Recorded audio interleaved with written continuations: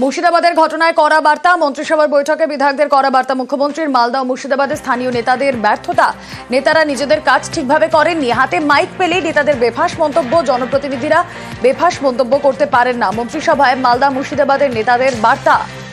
কথা বলবো, সোমরাজ বন্দ্যোপাধ্যায় প্রতিনিধি রয়েছেন সঙ্গে। সোমরাজ, মন্ত্রিসভা থেকে কি বার্তা এলো? দেখো, মুখ্যমন্ত্রী মমতা বন্দ্যোপাধ্যায় মুর্শিদাবাদের ঘটনা নিয়ে রাজ্য মন্ত্রিসভার বৈঠকে কড়া বার্তা দেন এবং যেটা নবান্ন সূত্রে খবর, তিনি বলেন যে মালদা এবং মুর্শিদাবাদের স্থানীয় নেতাদের ব্যর্থতা এটা, তারা নিজেদের কাজ ঠিকভাবে করেননি। পাশাপাশি তিনি এটাও বলেন যে হাতে মাইক ফেলেই বেফাঁস মন্তব্য করে দেয়, এটাও ভুলে যায় যে একজন জনপ্রতিনিধি হওয়ার পর তাদের কোনো ধর্ম থাকে না।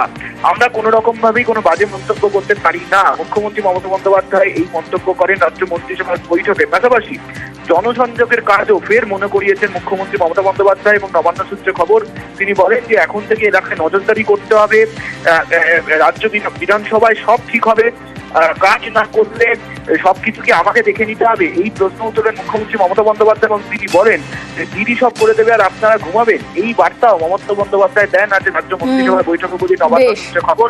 সবচেয়ে মুর্শিদাবাদের ঘটনা নিয়ে মালদা ও মুর্শিদাবাদের নেতাদের আজ বৈঠকে কড়া বার্তা দেওয়া হয়েছে বলেই নবান্ন সূত্রে খবর। বেশ।